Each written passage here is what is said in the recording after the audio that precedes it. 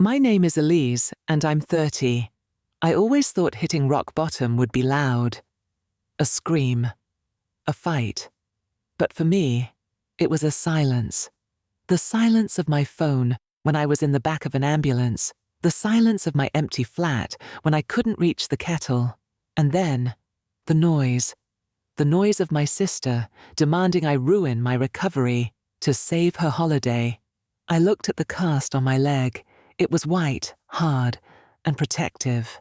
And I realized I needed to build a cast around my heart too, just to survive them.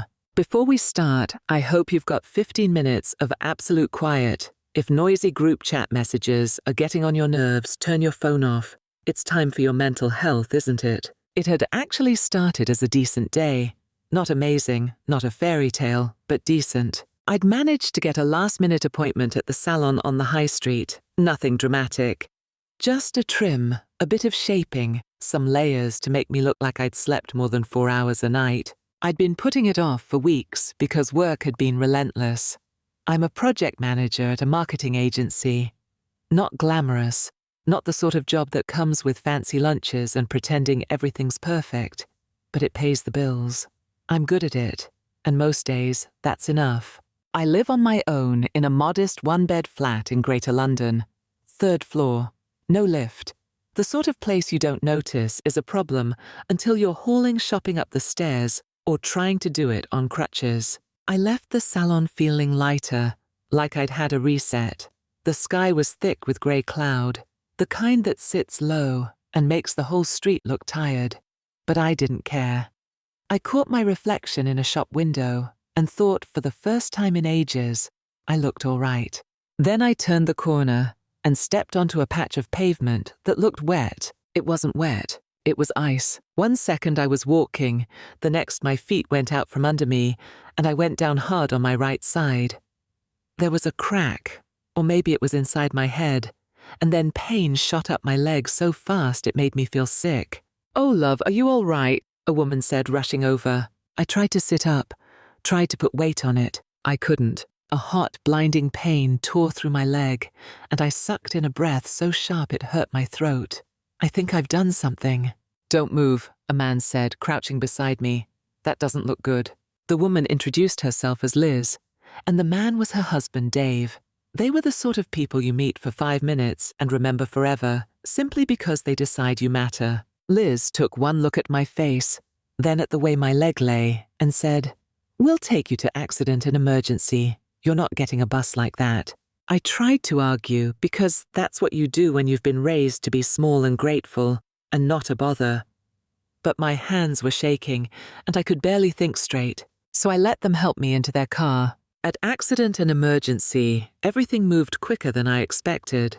Because it was clearly broken, they triaged me fast and sent me straight for an X-ray. Questions, more waiting. Then a doctor with a tired face and kind eyes pulled up the image and pointed to it like I might not have noticed the clean break. "You've fractured your tibia," he said, "just below the knee.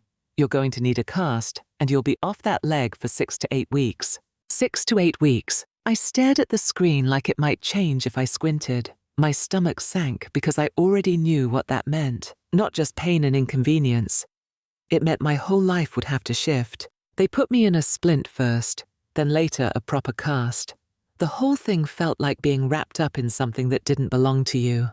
They gave me pain relief that dulled it a bit, but it was still there, pulsing in the background. When it was finally done, I looked down at my leg, now enormous and stiff, and just let out this quiet, defeated breath. Liz squeezed my shoulder. "You're going to be all right, love." And I nearly cried at that, which was ridiculous.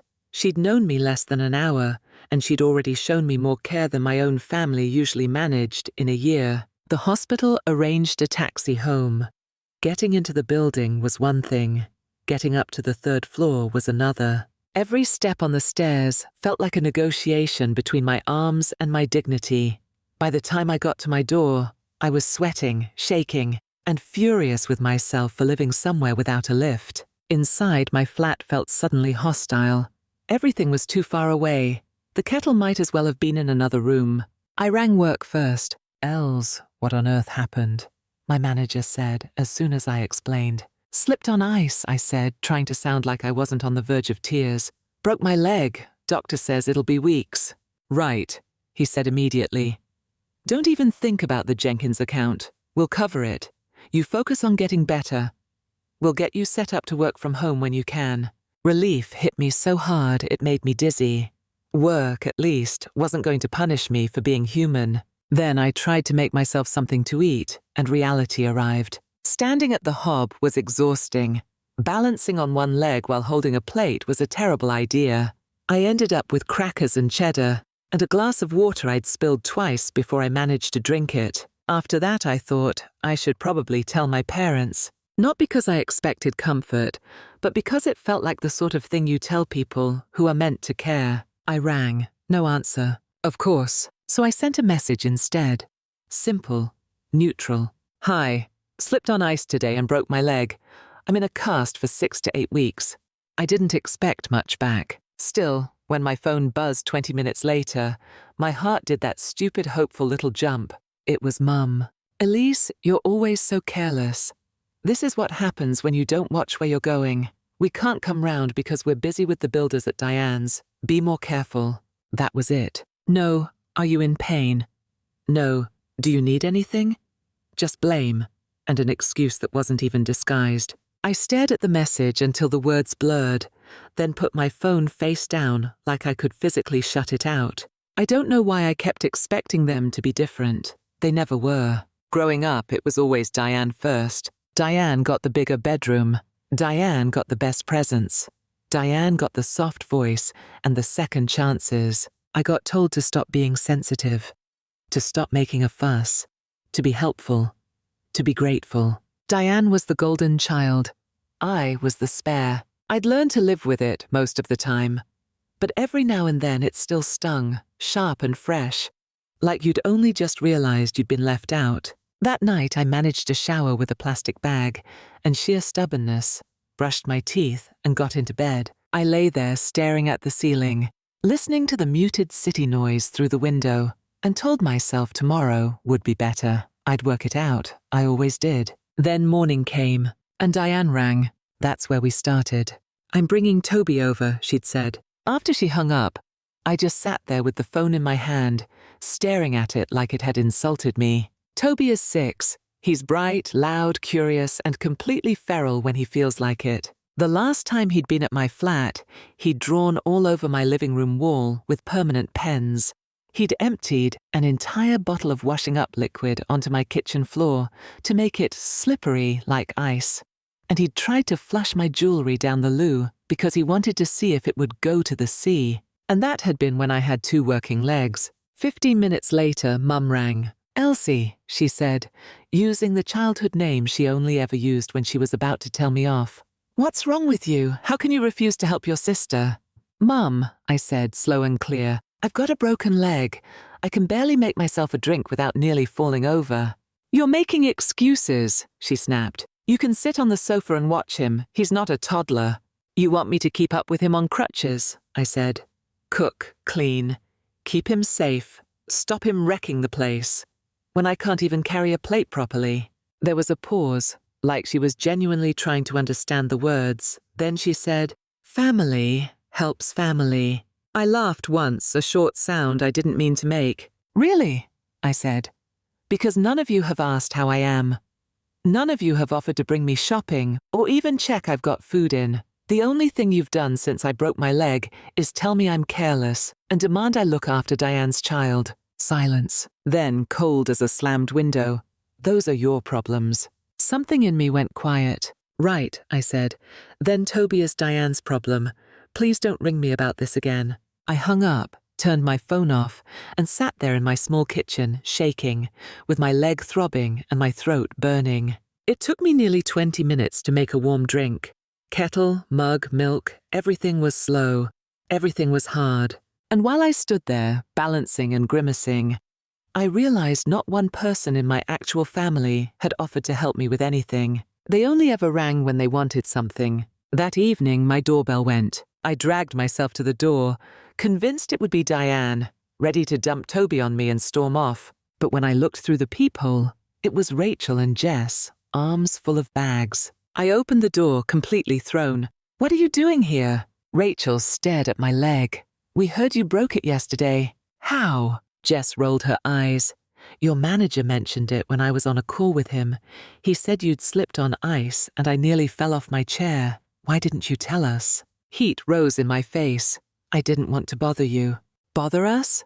Jess looked like she might actually shout, then softened. "Els, we're your friends." Rachel barged gently past me. "Move, sit down, we're taking over." They'd brought containers of soup, pasta bakes, sandwiches, fruit, snacks. The sort of food you can just grab and eat without standing for an hour. Jess filled my fridge like she'd done it 100 times.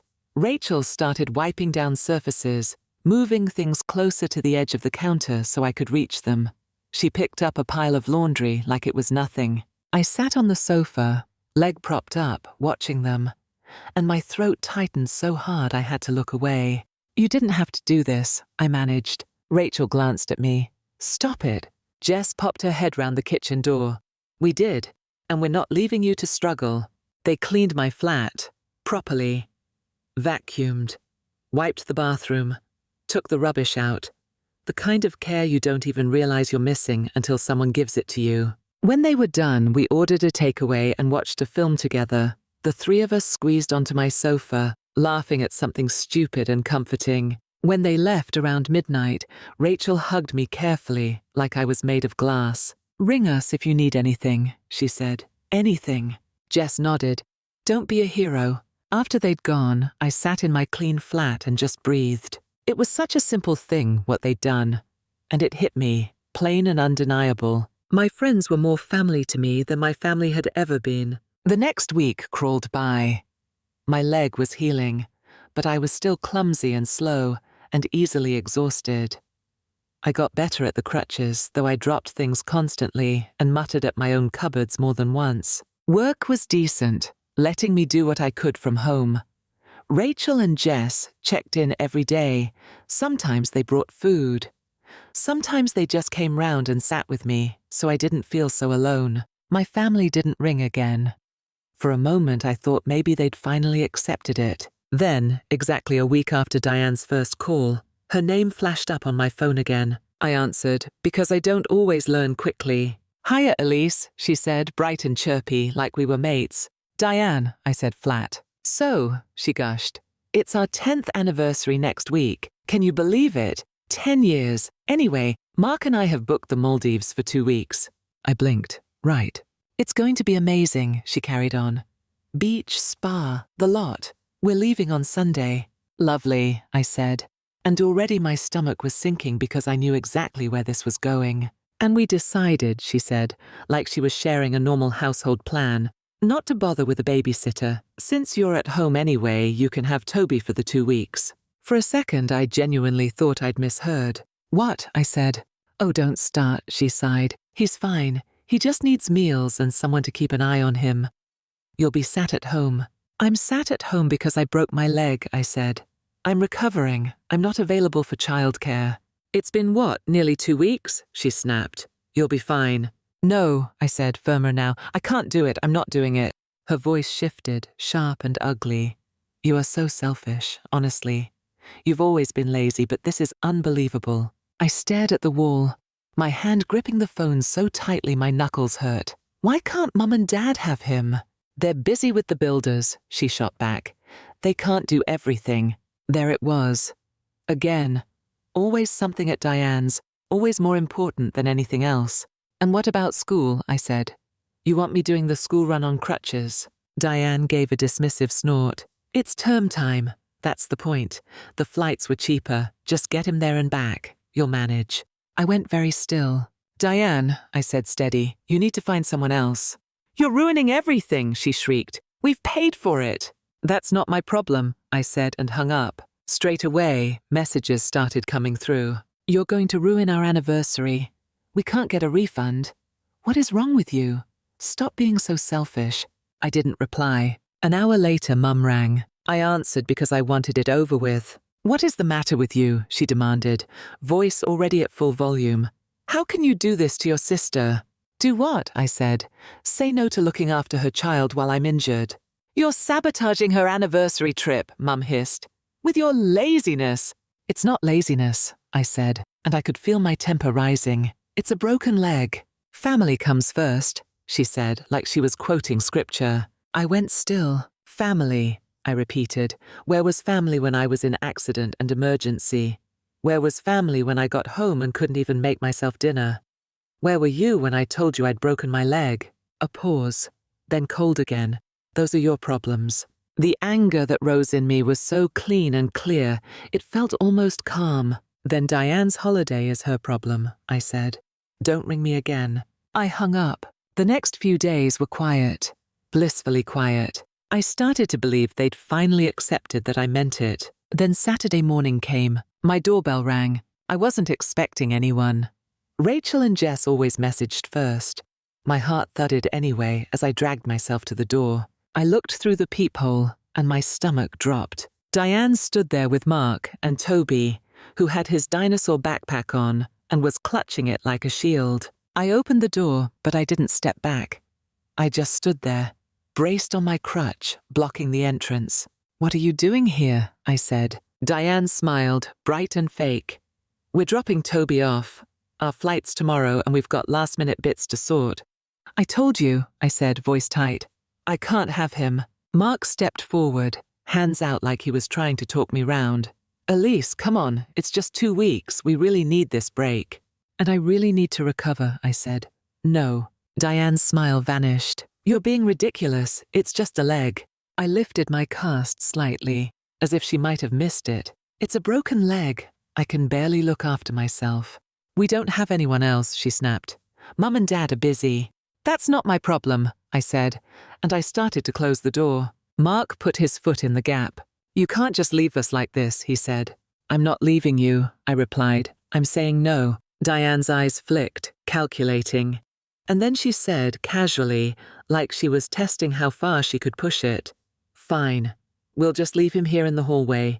You won't be able to walk away from that. Something in me went cold. If you leave your child on my doorstep after I've told you I can't take responsibility, I said very clearly, I'll call the police straight away. I'm not playing this game.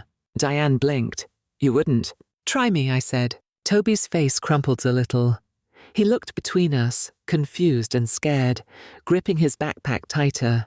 Diane's voice turned high and dramatic. You're ruining everything, our anniversary, our holiday. I'm not being manipulated, I said. You booked a 2-week trip without sorting childcare. That's on you. And then I shut the door. Not gently, not politely, shut. I heard Diane's muffled shouting through the wood. The sound of her heel banging against the door. The sharp rise of Toby's crying. You'll be sorry, she screamed. I stood with my back against the door, heart racing, stomach flipping, and for a moment I thought I might be sick. Then the noise faded. Footsteps. The stairwell door down the corridor. Gone. I made it back to the kitchen and did the only thing I could think to do. I made a hot chocolate. My hands shook so much I spilt cocoa on the counter, and I didn't even care. Not long after, my phone started ringing. Mum. Ignored. Dad. Ignored. Messages stacking up. I didn't read them. Then Mum sent one long message. Elise, you are a dreadful daughter. Your sister is devastated by your selfishness. They've gone on their holiday anyway and left Toby with us. Now we have to pause the builders because we're stuck looking after our grandson. This is all your fault. From today, we don't want contact with you. You are no longer part of this family. I read it once, then again, and then, to my own surprise, I laughed. Not because it was funny exactly, more because it was so predictable it almost felt like relief. They were cutting me off. That was meant to hurt, but all I felt was a weight lifting off my chest. I didn't hesitate. I blocked Mum's number. Dad's, Diane's, Mark's. Tap, tap, tap. It was strangely easy, like finally putting down something heavy you'd been carrying so long, you forgot it wasn't meant to be yours. The next weekend, my phone rang from a number I recognized. Auntie Linda, Mum's sister. We'd always got on, but she lived miles away, and we didn't speak often. Elise, love, she said, warm at first, then careful. Your mum's been on the phone. She says you've been selfish. She says you've fallen out. I let out a slow breath. Did she mention I broke my leg? A pause. You broke your leg. So I told her. All of it. The slip. Accident and emergency. Mum's message. Diane demanding I mind Toby. The doorstep. By the time I finished, Auntie Linda sounded furious in that quiet, controlled way that means someone is properly appalled. Oh, Elise, she said, I'm so sorry. Your mum told everyone you'd refuse to help for no reason. I assumed she would, I said. I'll put it right, she said firm. Not because you need anyone's approval, but because I'm not having her spread lies about you. My throat tightened again, but this time it wasn't pain. Thank you, I said softly. I appreciate it. After we hung up, I sat by my window and watched the evening sky over the rooftops. My flat was still small. My leg still hurt, but something inside me felt quiet, free in a way I didn't yet fully understand. The weeks passed. I healed slowly, then steadily. I started physiotherapy, which was painful at first, then oddly satisfying, like my body was learning how to be mine again. By the end of the second month, I was walking with only a slight limp. The doctor told me I could go back into the office, but to take it easy on the stairs. My first day back was more emotional than I expected. When I got to my desk, there were little welcome back signs stuck up like a primary school display. Someone had bought a cake, and in blue icing it said, "Welcome back, hop along." I stared at it, then burst out laughing. "We missed you," Jess said, giving me a careful hug. Rachel handed me a coffee. "The place hasn't been the same without you moaning about the staff kitchen." I took the cup and sniffed it. Still tastes like regret. They laughed, and something warm spread through me. Work felt good. Familiar. Solid. The Jenkins account had been handled without me, but there were new projects waiting, and I realized I'd missed the simple rhythm of being busy for myself, not for other people's demands. A few days later, Auntie Linda messaged, "Had lunch with your cousin Emma. Told her the truth. She sends her love." More messages followed over the next weeks. Relatives I barely spoke to reaching out, apologizing for believing Mum's version, offering support. It was kind. It was strange. Their opinions didn't change my day-to-day life, but it did something else. It reminded me my mother didn't get to decide what was true just because she said it loudest. And while all that was happening, the people who actually mattered had been right there. Rachel and Jess, obviously, but others too. My neighbor, Mr. Chen, started bringing me a bag of shopping once a week while I was still struggling. No fuss, no speeches, just a knock and a quiet, "Got you a few bits, love." A friend from university posted me a care package with snacks and a book and a note that made me cry. Even the woman at the coffee place near my office kept my favorite muffin aside once I was walking well enough to pop in again. She didn't make a big deal of it. She just smiled and said, "Here you go, darling. Thought you might fancy it." One evening, about 3 months after the accident, Rachel and Jess were at mine for dinner. Rachel leaned back and said, casual but watchful, "Heard anything from your lot?" I shook my head. "Not since I blocked them. Auntie Linda says they're still telling anyone who'll listen that I'm the villain." Jess's eyes softened. "Does it still get to you?" I thought about it, and the truth surprised me. "Not like I thought it would," I said. "Once you accept they're not going to change, it hurts less. It's like the hope stops bruising you." Rachel raised her glass. "To toxic family members," she said. "May they stay blocked forever." We clinked glasses, laughing, and it felt light in my chest, like breathing without flinching. After they left, I stood at my window, looking out at the city lights. My legs still twinged when the weather shifted, and sometimes I overdid it and paid for it the next day. But the pain was fading, and so was the old ache I'd carried around for years. For so long I had tried to earn my family's love by being useful. I said yes when Diane demanded it. I swallowed Mum's criticism. I made myself smaller so nobody could accuse me of being difficult. Breaking my leg had forced me to say no. And once I'd said it, properly, out loud, I couldn't pretend anymore. As winter softened into spring, I started doing things that were mine. I joined a book club that met on Wednesday nights, something I could never have done when Diane expected me on standby. I signed up for a weekend cooking class. I started dating again cautiously, like someone stepping back onto a pavement after a fall. And I planned a solo trip to the coast for the autumn. Nothing extravagant, just a few days somewhere with sea air and quiet mornings, because I wanted to. Every now and then I thought about Toby. He was a kid caught in the middle, and I didn't blame him for any of it. I hoped, genuinely, that someone in that house was kind to him. Maybe someday, when he was older, we'd have a relationship that wasn't filtered through Diane's entitlement and my parents' coldness. I'd like that. One Saturday in July, nearly 6 months after the accident, I was at a market and thought I spotted Diane in the crowd. My heart jumped in that old reflexive way. But when the woman turned, it wasn't her. And I surprised myself by feeling a flicker of disappointment. Some small part of me had wanted it to be Diane, turning up softened, apologetic, ready to admit she'd been out of order. But people like Diane don't do that. Not often. Not without a reason. They go through life convinced they were right. And you know what? That was fine. I couldn't control what they said about me. I couldn't rewrite their version of the world. All I could do was stop living inside it. 2 weeks later, Auntie Linda rang again. "You'll love this," she said, half amused, half exasperated. "Your mum's telling people you begged her to forgive you, and she nobly refused." I laughed, properly this time. "That's impressive. I haven't even unblocked her number." "I know," Auntie Linda sighed. "How are you, really?" I paused because the answer mattered.